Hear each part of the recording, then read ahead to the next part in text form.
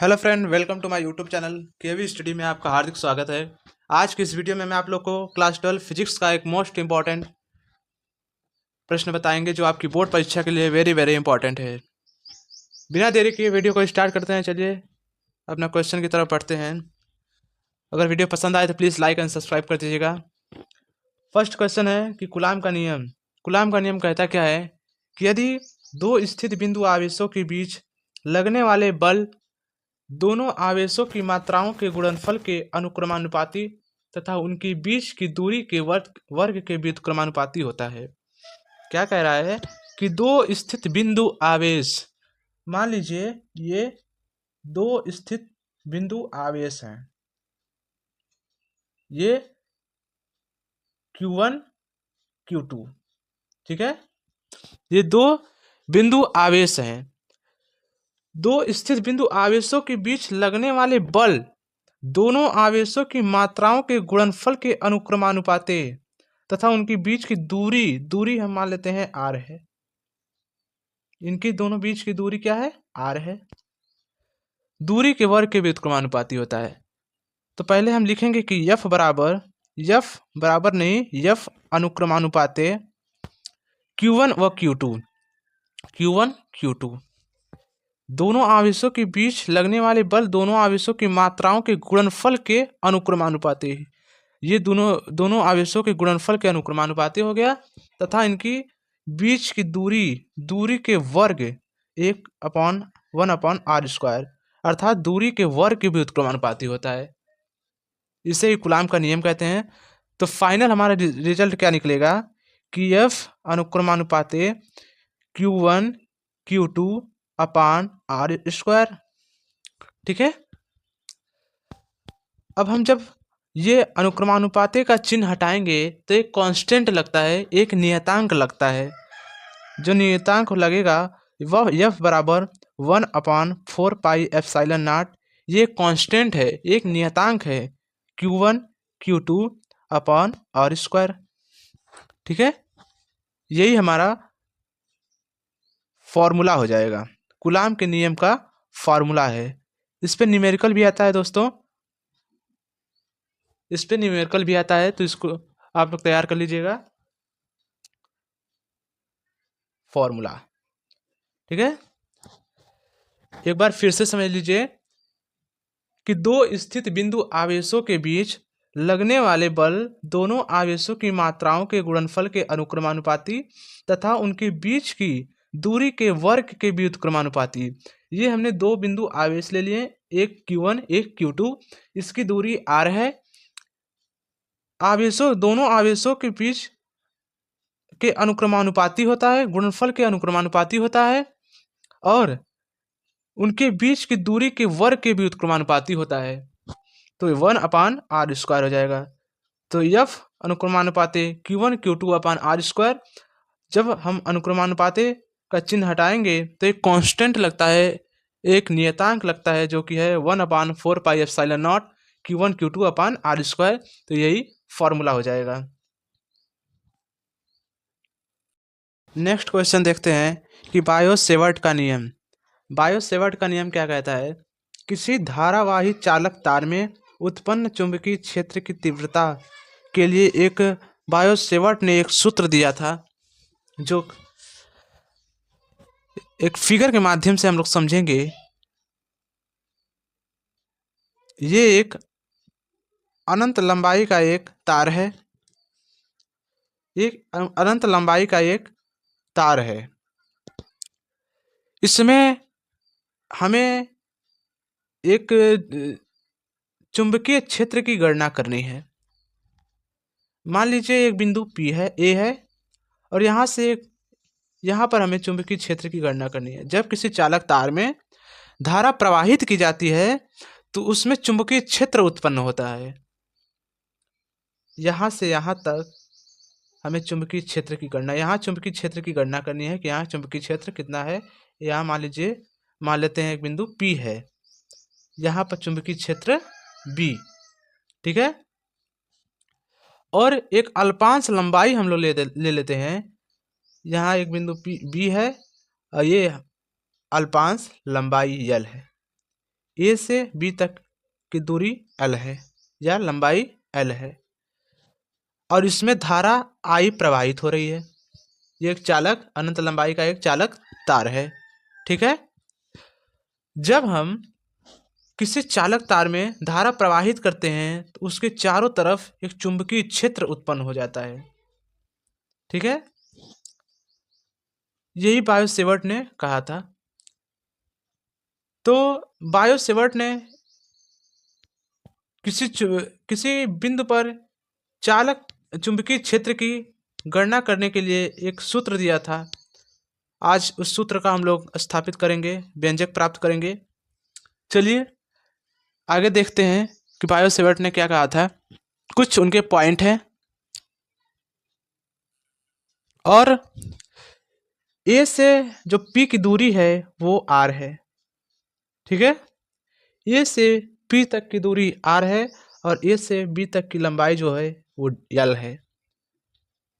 चूंकि हमें सूक्ष्म खंड अर्थात अल्पांश लंबाई ज्ञात करनी है तो अल्पांश लंबाई के यहाँ डीएल हो जाएगा और अल्पांश चुंबकीय क्षेत्र भी ज्ञात करना है तो यहाँ अल्पांश चुंबकीय क्षेत्र डीबी हो जाएगा। ठीक है, अल्पांश चुंबकीय क्षेत्र, अल्पांश लंबाई। ठीक है, चलिए आगे देखते हैं। बायो सेवर्ट ने कुछ पॉइंट दिया था। उन्होंने कहा था कि अल्पांश लंबाई के कारण उत्पन्न चुंबकीय क्षेत्र की तीव्रता जो है प्रवाहित धारा के समानुपाती होता है। अल्पांश जो लंबाई था, अल्पांश लंबाई के कारण उत्पन्न चुंबकीय क्षेत्र की तीव्रता प्रवाहित धारा के समानुपाती होता है। अल्पांश लंबाई के कारण उत्पन्न चुंबकीय क्षेत्र अर्थात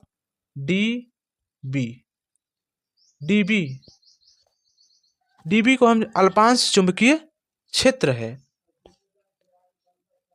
चुंबकीय क्षेत्र अनुक्रमानुपाते आई। इसमें कहा क्या है कि अल्पांश लंबाई के कारण चुंबकीय क्षेत्र की तीव्रता प्रवाहित धारा के समानुपाती होता है। धारा आई है तो धारा आई के समानुपाती होगा चुंबकीय क्षेत्र अर्थात डीबी अनुक्रमानुपाते आई। ठीक है,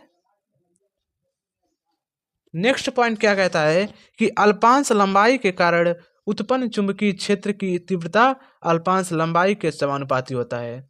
अर्थात जो चुंबकीय क्षेत्र डीबी है वो, फिर से पढ़ते हैं कि अल्पांश लंबाई के कारण उत्पन्न चुंबकीय क्षेत्र की तीव्रता अल्पांश लंबाई के समानुपाती होता है। अर्थात चुंबकीय क्षेत्र डीबी अनुक्रम समानुपाते डीएल अल्पांश लंबाई। डीएल जो है वो अल्पांश लंबाई है और डीबी अल्पांश चुंबकीय क्षेत्र है। थर्ड पॉइंट क्या कहता है कि अल्पांश लंबाई के कारण उत्पन्न चुंबकीय क्षेत्र की तीव्रता अल्पांश लंबाई तथा बिंदु P के बीच की दूरी के वर्ग के व्युत्क्रमानुपाती होता है। क्या कहता है कि जो अल्पांश चुंबकीय क्षेत्र है डीबी, जो अल्पांश चुंबकीय क्षेत्र है वो व्युत्क्रमानुपाती होता है, दूरी के वर्ग के व्युत्क्रमानुपाती होता है अर्थात 1/r²। ठीक है, ये इक्वेशन नंबर, इसको फर्स्ट मान लीजिए, ये इक्वेशन नंबर 2 मान लीजिए, ये इक्वेशन नंबर 3 मान लीजिए। ठीक है, एक बार फिर से समझ लीजिए कि अल्पांश लंबाई के कारण उत्पन्न चुंबकीय क्षेत्र, एक बार फिर से देखिए कि अल्पांश लंबाई के कारण जो उत्पन्न चुंबकीय क्षेत्र की तीव्रता है वो अल्पांश लंबाई तथा बिंदु P के बीच की दूरी के वर्ग के व्युत्क्रमानुपाती होता है। ठीक है, जो चुंबकीय क्षेत्र अर्थात अल्पांश जो चुंबकीय क्षेत्र है वो डीबी है, डीबी के व्युत्क्रमानुपाती 1/r² है। चूंकि दूरी के वर्ग के व्युत्क्रमानुपाती है तो 1/r² हो जाएगा। आगे 4 पॉइंट क्या कहता है कि अल्पांश लंबाई के कारण, 4 पॉइंट है कि अल्पांश लंबाई के कारण उत्पन्न चुंबकीय क्षेत्र की तीव्रता अल्पांश लंबाई तथा बिंदु P के बीच बने कोण की ज्या के समानुपाती होता है। फिर से पढ़िए कि अल्पांश लंबाई के कारण उत्पन्न चुंबकीय क्षेत्र की तीव्रता अल्पांश लंबाई तथा बिंदु P के बीच बने कोण की ज्या के समानुपाती होता है। अर्थात जो ये फिगर है उसमें कहा है कि DL और R के बीच जो ये कोण बन रहा है वो साइन थीटा है, अल्पांश कोण की ज्या के समानुपाती होता है। अर्थात इसमें जो कोण बन रहा है वो साइन थीटा होगा। ठीक है, तो यहाँ पर होगा कि अल्पांश चुंबकीय क्षेत्र अर्थात DB समानुपाते साइन थीटा। ठीक है, जो DB समानुपाते साइन थीटा हो जाएगा। अब हम जो इसको इक्वेशन नंबर 4 मान लेते हैं। अब हम चारों समीकरणों को मिलाएंगे। तो चारों समीकरणों को मिलाने पर लिखेंगे यहाँ पर कि समीकरण 1, 2, 3 व 4 को मिलाने पर 4 को मिलाने पर, ठीक है, जब हम चारों समीकरणों को मिलाएंगे तो क्या होगा, तो जब हम चारों समीकरणों को मिलाएंगे तो हमारा जो DB है वो कॉमन हो जाएगा। DB कॉमन हो जाएगा क्योंकि हर इक्वेशन में हमारा DB जो है वो कॉमन है। तो DB अनुक्रमानुपाते हमारा पहले जो समीकरण था उसमें आया था IDL, ठीक है, साइन थीटा अपॉन में R², यही आया था। जब हम चारों समीकरणों को मिलाएंगे तो यही आएगा DB अनुक्रमानुपाते IDL sine theta upon R²। जब हम अनुक्रमानुपाते का चिन्ह हटाएंगे तो DB अनुक्रमानुपाते का जब चिन्ह हटाएंगे, जब हम अनुक्रमानुपाते का चिन्ह हटाएंगे तो एक कांस्टेंट लगता है, एक नियतांक लगता है जो कि है 1 अपान नहीं रहेगा, म्यू नॉट रहेगा। ये म्यू है, ये म्यू नॉट अपान 4 पाई।